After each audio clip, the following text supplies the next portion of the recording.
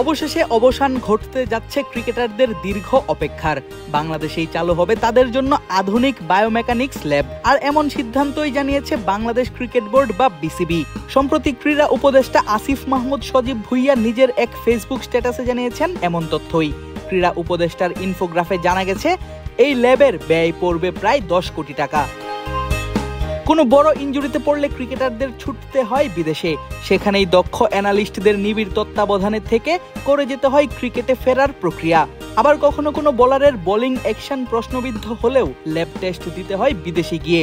ভারত কিংবা ইংল্যান্ড অথবা অস্ট্রেলিয়ার কোনো ল্যাব থেকে আনতে হয় বোলিং বৈধতার সার্টিফিকেট।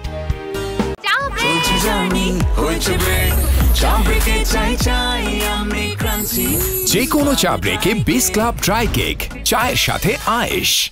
তবে এবার খুঁজতে যাচ্ছে সেই সমস্যা, পাওয়া যাবে হাতের কাছেই সমাধান। জাতীয় দৈনিক প্রথম আলোর প্রকাশিত সংবাদ অনুযায়ী পূর্বাচলের ন্যাশনাল ক্রিকেট স্টেডিয়ামেই বসতে যাচ্ছে এই বায়োমেকানিক্স ল্যাব। এমনকি ল্যাব পরিচালনার জন্য খোঁজা হচ্ছে বিদেশি পরিচালকও। যেহেতু বাংলাদেশে এখনো এ ধরনের ল্যাব চালানোর মতো কারিগরি দক্ষতা সম্পন্ন বিশেষজ্ঞ নেই, তাই এই জন্য ভারত বা পাকিস্তান থেকে কোনো পরামর্শক নিতে চাইছে বিসিবি। ক্রিকেটারদের পারফরমেন্সের উন্নতি এবং টেকনিক্যাল অ্যানালাইসিসের পাশাপাশি তাদের ইনজুরি প্রবণতা কমিয়ে আনতে এই ল্যাব কার্যকরী ভূমিকা রাখবে বলে ধারণা করা হচ্ছে।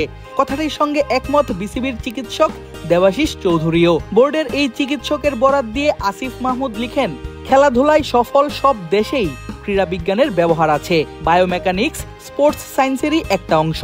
এটার ব্যবহারে খেলোয়াড়দের দক্ষতা বাড়বে, চোট প্রবণতা কমবে। এই ল্যাব স্থাপন হলে কাজ সহজ করে দিবে দেশীয় কোচ এবং ফিজিও ট্রেনারদের। তবে স্থানীয়দের এ ব্যাপারে আরো বিস্তারিত জ্ঞান দিতে চায় বিসিবি। তবে ঠিক কবে নাগাদ কাজ শুরু হবে এই ল্যাবের, তা নিয়ে অবশ্য রয়েছে শঙ্কা। কারণ কদিন পরেই ক্রিকেট বোর্ডের নির্বাচন।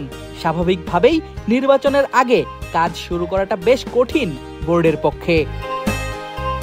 আদিব আশরাফ, ক্রিক ফ্রেন্জি।